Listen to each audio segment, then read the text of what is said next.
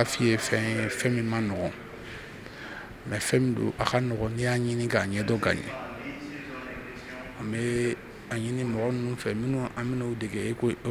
in kɛcogo la a bɛna kɛ semaine 10 ani dɔgɔkun 14 de kɔnɔna na. dɔgɔkun 14 kɔnɔna na an bɛna mɔgɔw dege eko la u kan ka kɛ dɔgɔtɔrɔso kɔnɔ cogo min na. A ka ca Ala fɛ ni Ala sɔnna ma n'u y'a faamu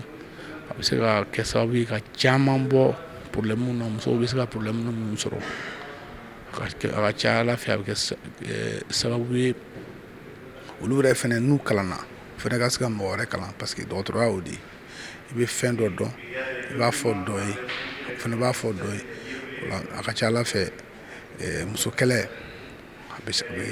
a b'an dɛmɛ muso kɛlɛ la, a b'an dɛmɛ denmisɛnninw ka kalan fɛnɛ na parce que bi dɔ bɛ yen sini dɔ bɛ yen sinikɛnɛ dɔ bɛ yen. An bɛ k'an ta kɛ bi min ka gɛlɛn anw ma bi o ye an bɛ min dɔn k'u dege o de la. Ni Ala sɔnna ma sini komi an yɛrɛ ka serment b'a fɔ cogo min na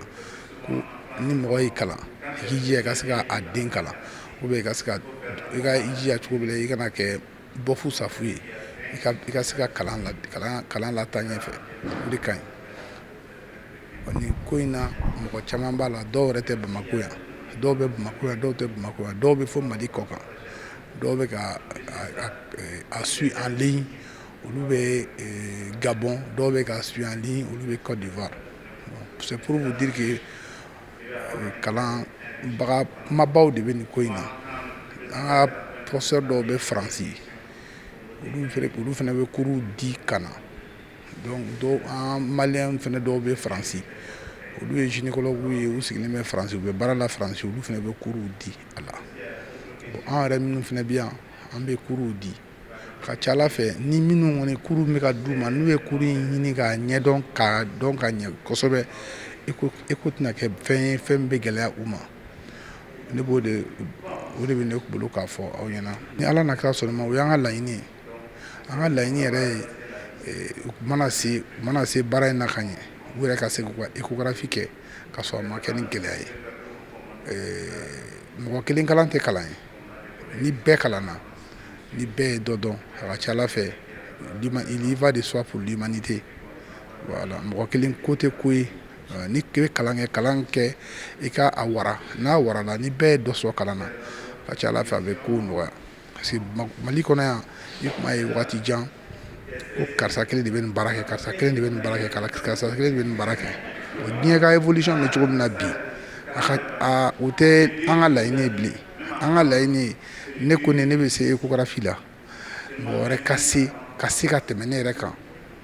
Normalement karamɔgɔ bɛɛ ka laɲini ye n'i ye mɔgɔ kalan a tigi tɔgɔ ka bonya n'i ta ye, a tigi ka fɛn dɔn ka tɛmɛ i kan, a tigi ka yɛlɛ i sanfɛ. Ni kalan kɛra o kɛcogo la a ka ca Ala fɛ vraiment ko bɛ nɔgɔya an bɛɛ ma ni Ala sɔnna ma inchallah. Bi an ka kalan groupe sabanan mɔgɔw ka kalan daminɛ minnu nana ECHO kalan kɛ. ECHO jumɛn ko don? ECHO muso kɔnɔmaw ani musoya ECHO kalan de don walasa ka dɔ fara u ka dɔnniya kan. Bɛɛ b'a dɔn bi in na ECHO ye baarakɛ mansin ye ni muso ka lajɛli tɛ se ka taa a kɔ. Donc ɔkɔlidenw ka na o kalan a bɛ dɔ de fara u ka dɔnniya kan walasa ka se ka an baw an'an denmusow an'an musow k'u ka kɛnɛya sabati cogo min. Donc ni formation in daminɛ o kɔnɔna la dɔgɔkun 13 kɔnɔna na an bɛna ka na kalan k'u kunna kalanijɛ la ani degeli yɛrɛ la n'u b'a fɔ ma pratique walasa ka se ka ECHO ni faamuya ka se ka balimaw dɛmɛ cogo min furakɛli ta fanfɛla la. ECHO ye cɛsiri de don fɛn min de don ni mɔgɔ ka ECHO kɛ n'a ma ɲɛ i bɛna kibaruya min d'a ma a bɛ se k'a tigi bila fili la. Donc il faut que n'i ma ɲɛ i b'a kalan kɛ fo yɛrɛ ka dɔn k'a fɔ i cɛsiri de don ani kulonkɛ tɛ bɛn ani fɛn wɛrɛ tɛ bɛn. N bɛna mansin de kalan c'est comme sɔrɔsi n'i taara ni marifa kalan na n'u ye marifa di i ma n'e t'a ɲɛdɔn laban i bɛ sɔn ka ɲɛsin i ka mɔgɔ ma k'a ci. ECHO fana b'o cogo la f'i k'a kalan k'a ɲɛdɔn k'a fɔ nin ye nin yɔrɔ fiɲɛ bɛ n na walasa ka se ka mɔgɔw furakɛ cogo min. donc mɛ mun ɲini fɛ k'u cɛsiri kalan kɛ u ka b'a fɔ ma acidité foyi kana fɔ u kɔ n'a fɔra ka min kɛ u k'o k'o cogoya la yalasa u ka se ka faamuya jɛlen sɔrɔ ECHO ta kɔnɔ. Foli fɔlɔ bɛ aw yɛrɛ aw minnu sen bɔ a kɔnɔ kɔrɔ ka n'an ka ni kalan in daminɛ la a diyara n ye an b'aw fo a ka cɛsiri la fɛn fɛn kɛnɛya ta fanfɛla ye Sherifila TV mɔgɔw n'u y'a mɛn yɔrɔ yɔrɔ k'a fɔ kɛnɛya lajɛ dɔ bɛ yen u bɛ déplacer ka na o fɛnw reportage kɛ foli fɔlɔ b'aw yɛrɛ. Foli filanan bɛ kalandenw olu mun ye k'u ka wari bɔ ka n'u tɔgɔ sɛbɛn ni kalan in na donc o b'a jira k'a fɔ u bɛ fɛ ka dɔnniya de sɔrɔ donc an b'o foli k'u ye. Anw ye karamɔgɔ faamu an b'a ɲini karamɔgɔ fɛ an seko ye fɛn fɛn dɔnniya an bɛ se ka fɛn fɛn f'u ɲɛna dɔɔni ko la an b'o dɔnniya ɲɛfɔ u ɲɛna yalasa u ka se ka nafa sɔrɔ u ka nin tɔgɔ sɛbɛn na o de tun ye kuma laban ye ka fɔ ɲɛna. Tare aw ni ce aw yɛrɛ ye aw ka kunnafoni jɛnsɛnli la yalasa an ka sigida denw bɛ kɛnɛya faamuyali sɔrɔ cogo min ani kɛnɛya sabatili cogo. Bi an bɛ kɛnɛ min kan o ye kalansen dɔ de ye kurubɔnkari ye sɔgɔmada in na. San o san an bɛ kalansen in bila sen kan ka ɲɛsin dɔgɔtɔrɔw ma minnu ka baara ɲɛsinnen don musoya ma ani kɔnɔmaya ma ani dɔgɔtɔrɔ minnu n'olu bɛ a bɛɛ kɛ n'o ye généraliste ye olu de bɛ na nin kalansen in na. Kalansen in dabɔlen bɛ ka ɲɛsin ja tali ma n'an b'a fɔ a ma ko échographie. A yɛrɛ b'a dɔn dɔgɔtɔrɔ a bɛ baara kɛ ni fɛn minnu ye fɛn damadamanin de don. A bɛ ɲininkali kɛ k'i lamɛn ka faamuyali sɔrɔ a bɛ tila k'i farikolo lajɛ. Kuma dɔw la ɲɛ tɛ se ka fɛn bɛɛ ye o kama mansinw bɛ don a la walasa an bɛ se ka yeli kɛ ka faamuyali sɔrɔ a la cogo min. Nin kalansen in bɛ min kan n'a bɛ fɔ ECHO tɔgɔ de ko mankan. I y'a ye n'an ye mankan kɛ sisan i kumakan a mana taa gosi fɛnw k'u ɲɛfɛ o b'a to mansin ninnu bɛ se k'a jateminɛ mun fɛn nasuwa de don u b'o de yɛlɛma k'o kɛ ja ye. Nin de b'a to n'aw y'a ye an ye nin baara in daminɛ n'an ye mansinin ta ka tulujinin kɛ muso kɔnɔbara la n'i ye a mansin kunkolo da kan dɔrɔn ja bɛ bɔ télévision na. Dɔgɔtɔrɔ bɛ ja min ye a bɛ baara kɛ ni o de ye. O bɛ dɔ fara a ka faamuyali kan a b'i farikolo lajɛ nka ni ja fana bɔra mansin kɔnɔ a bɛ min sɔrɔ ka fara a kan o b'a dɛmɛ k'i ka kisa faamuya ani k'i bilasirali ko cogo ɲuman na. O la kɛrɛnkɛrɛnnenya la n'i ye nin baara in ta a jɔyɔrɔ de ka bon n bɛ n da lase kɔnɔmaya ta ma. Kɔnɔmaya la sisan nɔ n'i y'a jateminɛ ni muso lajɔra k'a fɔ laada tɛmɛn'a kan n bɛ to k'o fɔ baronin na ɲininkali dɔw bɛ yen olu kan ka jaabi de. Kabini a bɛ tile kelen tile fila dɔgɔkun kelen tile 10 bila a kan k'a yɛrɛ lajɛ yala k'a fɔ yala n kɔnɔman don o jaabi bɛ di. Dɔgɔtɔrɔ ka lajɛli bɛ se k'a ye tuma dɔw la an bɛ kalamanin turu sugunɛji la o b'a jira k'a fɔ kɔnɔbara bɛ yen nka n'a fɔra ko kɔnɔbara bɛ yen ɲininkali filanan min bɛ yen o de ye k'a fɔ ko kɔnɔbara dayɔrɔ ka ɲi walima a dayɔrɔ man ɲi. Nin kalansen in bɛ tali kɛ fɛɛrɛ jumɛnw bɛ se ka tigɛ k'a fɔ ko kɔnɔbara dayɔrɔ ka ɲi an k'o jaabi. Ka d'a kan ni kɔnɔbara dayɔrɔ man ɲi dɔrɔn a ka ca Ala fɛ opération de bɛ k'i la walima pikiriw de bɛ kɛ ka kɔnɔbara tiɲɛ. N'o tɛ n'a ma kɛ ten a b'i faga. Ka d'a kan a bɛ da yɔrɔ min a b'olu pɛrɛn de ka joli bɔ muso kɔnɔ. Nin ɲininkali a n'a jaabi o ye wajibi de ye. N'a ma kɛ ni kɔnɔbara jugu dara yɔrɔ wɛrɛ la o de ye musow ka saya ye muso kɛlɛ kɔnɔna la kɔnɔ kalo 3 fɔlɔ kɔnɔna la. O b'a jira k'a fɔ ko nin kalan in nafa b'a la wa kalan min don n'a dira kalandenw ma n'u taara u ka baarakɛyɔrɔw la musow kan ka dorogo u la kosɛbɛ yalasa u bɛ garisɛgɛ ka nin kalansen sɔrɔ. N'a fɔra ko muso kɔnɔman don ni an sera kɔnɔ kalo 5nan ma ɲininkali belebeleba 2 dɔ bɛ yen o de ye k'a fɔ karisa i lajɔlen don den dayɔrɔ ka ɲi yalima den min b'i kɔnɔ a dilancogo ka ɲi yala a dafalen don. Wa o kalan de fana bɛ k'u kun k'a daminɛ den kunkoloso la ka taa bila fo a senkɔndennin na k'a jateminɛ yala kunkolo dilancogo ka ɲi yala ji b'a kɔnɔ kojugu wa ji caman t'a kɔnɔ a bɛ kɛ kunkoloba ye wa wala a bɛ kɛ lagalagatɔnin ye wa nin bɛɛ bɛ se ka ye ka dɔn yala dusukun min filɛ nin ye a dusukun in dilancogo ka ɲi a bɛ baara kɛ cogo min o ka ɲi wa nin bɛɛ de bɛ est ce que sen fila b'a la bolo fila b'a la wa ɲɛ ninnu dafalen don tuma dɔ hali an bɛ se k'a ye k'a fɔ den ni ɲɛ bɛ na burukun bɛ dalen ɲɛ kan o bɛ se ka ye kabini ba kɔnɔna la nin kalansen ninnu de bɛ kɛ nin kadira in kɔnɔna na nin san kelen kɔnɔ u bɛ na san mun la u bɛ na waati ni waati ka na kalan ta ka tila ka taga baarakɛla jolenw kɔrɔ ka dege a kɛcogo la Balayi Modibo ni muso sera kalo 3 laban ma kɛrɛnkɛrɛnnenya kalo 7nan kɔnɔna la i bɛna ye k'a fɔ arajo in dɔ bɛ kɛ eko in bɛ kɛ o kɛ kun ye k'a dɔn karisa i den kɔnɔma i kɔnɔma don tiɲɛ don den dayɔrɔ ka ɲi tiɲɛ don a dilancogo ka ɲi tiɲɛ don nka yala a kɔgɔcogo ka ɲi wa a bɛ ka bonya ka taa cogo min o ka ɲi wa ni o de jaabi dira arajo in y'a ka baara bɛɛ kɛ ni arajo 3 in o ye wajibi de ye normali la muso kɔnɔma bɛɛ kan wa o dɔrɔn tɛ i b'a ye kɔnɔmaya garisɛgɛ don mɛ nka n bɛ to k'a fɔ ko garisɛgɛ in a n'a ka kɔlɔlɔ caman de bɛ taga ɲɔgɔn fɛ